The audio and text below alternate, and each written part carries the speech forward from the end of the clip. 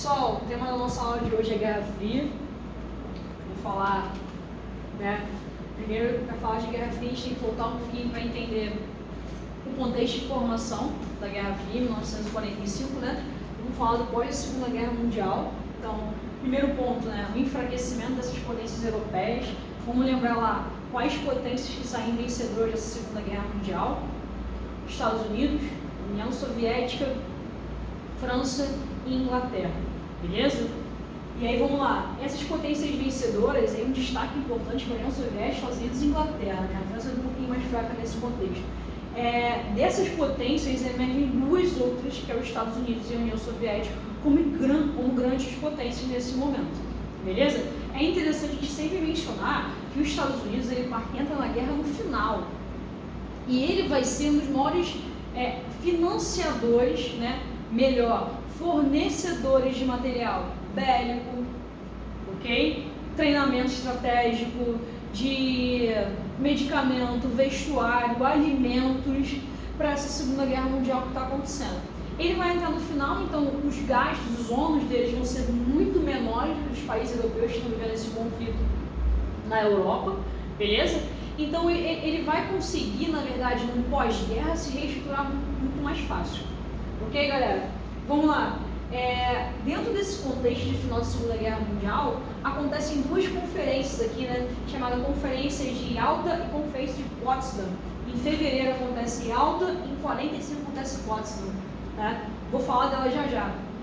Botei aí, uma das imagens mais emblemáticas dos desenhos, dos gibis norte-americanos no contexto da pós-Segunda Guerra Mundial. É o Capitão América. Infelizmente cortei um pouquinho aqui, ele está batendo num soldado, no Hitler na verdade, e ali, o símbolo do nazismo, ele está atingindo diretamente o nazismo, Esse era o grande marketing, os Estados Unidos ele entra para salvar a guerra, ok? Para combater a tirania.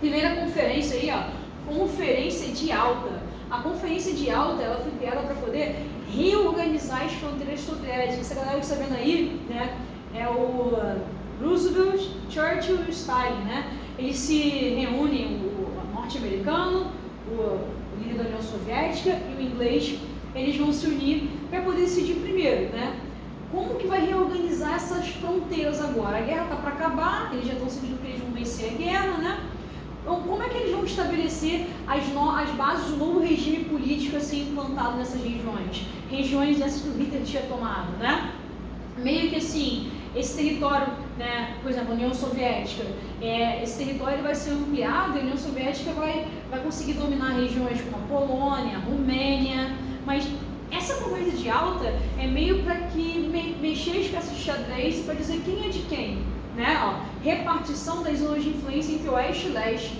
Então, calma aí, vamos pensar o seguinte: a Europa Oriental fica para a União Soviética, a parte leste, e a Europa Ocidental, a parte oeste, fica para os Estados Unidos, para a Inglaterra e para a França, beleza? Ok? E aí também eles sentaram nessa reunião para pensar o seguinte: mas a Alemanha, a gente vai exigir dela uma capitulação incondicional? A gente vai exigir, na verdade, que o Hitler seja morto? Ou não? Mesmo que ele se entregue, se ele não se entregue, a guerra pode acabar. Entendeu? Essas coisas foram discutidas nessa conferência de Yalta. Depois dela vai acontecer a conferência de Potsdam, que ela vai meio que dar sequência em Yalta, e eles vão discutir essa organização. Tipo, a Alemanha já vai perder a guerra mesmo, eles já sabem disso, a guerra já está no final, e como é que vai ser essa administração da Alemanha? Vamos dividir ela em 4 zonas de influência, beleza? Uma para cada país vencedor: União Soviética, Estados Unidos, França e Inglaterra. Essas áreas ocupadas deveriam cumprir um programa de erradicação completa das estruturas nazistas. Então era a responsabilidade desses países que o nazismo jamais voltasse naquele território alemão. A desmilitarização da Alemanha estava acontecendo e era a responsabilidade deles que não voltasse a ser armada, que não voltasse a ter nenhuma célula nazista surgindo naquele espaço. Beleza? Então, eles tinham que realizar reformas para redemocratizar aquele espaço, reformas educacionais até. As crianças estavam sendo ensinadas a viver o nazismo, beleza? E eles vão dividir a região da Alemanha e de Berlim em 4 zonas de influência. Outra conferência importante importante que vai acontecer em 45 é a Conferência de São Francisco, que vai criar, na verdade, a ONU, né? Organização das Nações Unidas, beleza? E quem vão ser os membros permanentes com direito a veto? Esses 4 países que venceram a Segunda Guerra Mundial, ok? E aí, 50 países assinaram essa carta, mas só 4 são membros com direito a veto. Posterior a tudo isso, olha lá como é que ficou o mapa pós-Potsdam, ok? A parte oeste, né? Estados Unidos, União Soviética, Estados Unidos, França e Inglaterra. A parte leste da Europa Oriental para a União Soviética. Os maiores beneficiados foram os Estados Unidos, como eu mencionei, né? Porque no auge da guerra, né, os Estados Unidos ele produzia um avião a cada 5 minutos. Entre 39 e acho que era 45, duplicaram a produção industrial. A indústria aeronáutica passou a liderar a indústria americana. A doutrina Truman, ou seja, a reação à expansão soviética na Oriental, vai ser fundamental para isso. Vou falar dela agora. Quem é o Truman, né? Quando o Roosevelt morre, entra o Truman no poder, né? O Henry Truman, e ele vai criar, né? Quando vai ficar muito famoso, é um discurso dele em 1947, que é um discurso dele dizendo o seguinte: olha, nós, Estados Unidos, somos responsáveis por manter essa obra dessa paz mundial junto com a ONU. E nós podemos intervir em qualquer lugar que tiver uma ameaça socialista em território próximo aos Estados Unidos, em território ocidental, podemos dizer assim, né? Então, ó, transferia a Europa para o centro da política externa norte-americana e definia a contenção do expansionismo soviético como eixo de estratégia dos Estados Unidos. Então, o que vocês vão pensar a partir de hoje? A doutrina Truman, a forma que esse cara tinha de pensar, como que os Estados Unidos tinha que agir, né? Agir de maneira intervencionista, nós podemos fazer tudo o que for possível para conter o avanço do socialismo. E esse tudo que for possível, ele veio através de alguns planos. E aí, quando eu pensar nos Estados Unidos, esses planos podem ser econômicos, militares, ou a nível de inteligência, ok? O primeiro plano criado pela doutrina Truman, em 1947, vai ser o plano Marshall, plano de ajuda econômica para os países da Europa Ocidental. Pessoal, Europa Ocidental. São os países capitalistas da Europa Ocidental que vão ter, beleza? Porque a Europa Oriental é aliada de quem? Da União Soviética. Em 49 vai ser criada a Aliança Militar, que é a OTAN, que existe até hoje, por sinal, que é o exército capitalista, beleza? O principal objetivo, inibir o avanço do bloco socialista. Era confrontar esse bloco socialista, esse expansionismo soviético, ok? E aí, algumas questões, né? Vai se criar o Plano Colombo, e aí temos 2 fatores para a criação do Plano Colombo.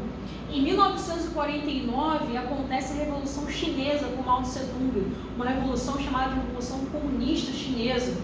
Então, começou a criar um medo nos norte-americanos, né, dentro da doutrina Truman, que esse comunismo que já estava na Rússia, estava na China, começou a se espalhar para outras áreas, outras pequenas ilhas, chegasse na Coreia, no Japão, nas Filipinas, na Malásia, na Camboja, no Laos. E isso fosse propagando, e na verdade o Sudeste Asiático, que é bem próximo dos Estados Unidos, né, considerando que a Terra não é plana, e aí esse Sudeste Asiático pudesse exercer uma força geopolítica nesse contexto da Guerra Fria. Então ele vai criar um plano chamado Plano Colombo, que é um plano de ajuda econômica para os países do Sudeste Asiático.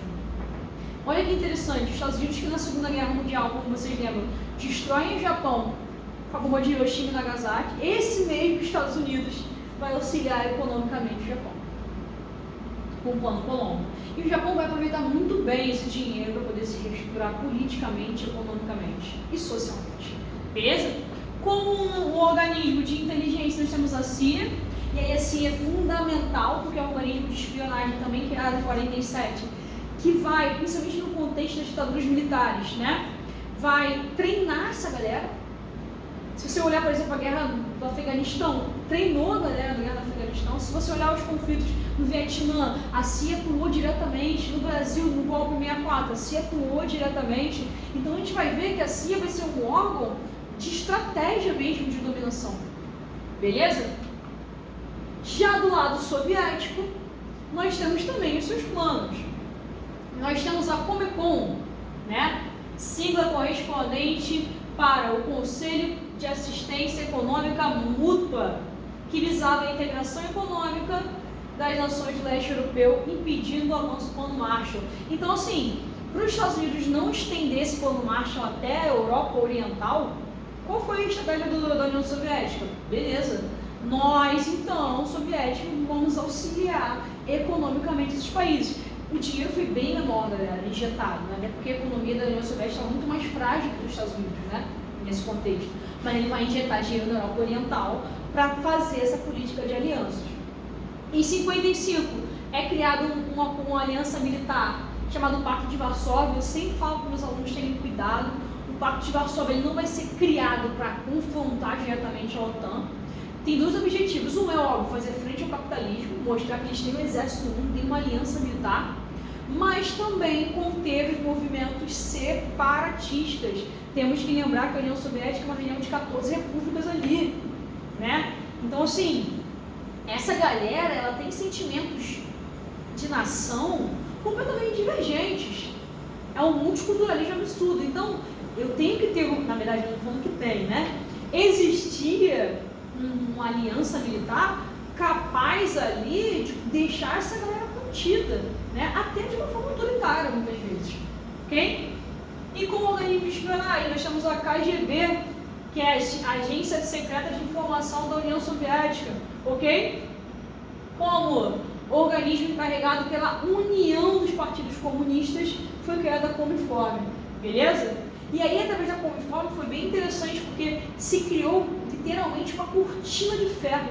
O que é uma cortina de ferro, né? Uma separação da Europa Oriental como socialista e a Europa ocidental como capitalista. Beleza? Características gerais da Guerra Fria. Uma disputa tecnológica, ou seja, quem ia dominar mais territórios, quem ia dominar mais tecnologia para reconhecer o território do cara, quem ia desenvolver mais, né, dentro do contexto de uma globalização, corrida armamentista, não produzindo armas nucleares, porque era uma guerra de animosidades, era uma guerra de, sabe, de precaução. Será que ele tem arma nuclear? Será que a dele é mais poderosa que a minha? Né? Ficava essa questão. Corrida espacial, quem será que vai mandar o primeiro homem ao espaço? Aí, né, a União Soviética manda com o Sputnik lá, o primeiro homem ao espaço, os Estados Unidos, num desespero, começa a tentar fazer vários envios, né, através da NASA, missões mal sucedidas. Por isso que tem umas teorias da conspiração que diz que os Estados Unidos nunca chegou na Lua mesmo naquele momento, porque o que essa galera afirma? Que ele estava tão desesperado por afirmar que também era capaz de estar nesse espaço, que era uma questão de marketing mesmo, entendeu? Não estou defendendo a teoria da conspiração, estou falando apenas que é um dos argumentos, ok? E vai se ter um gasto excessivo para poder mandar satélites, aeronaves, beleza? Foguetes, enfim.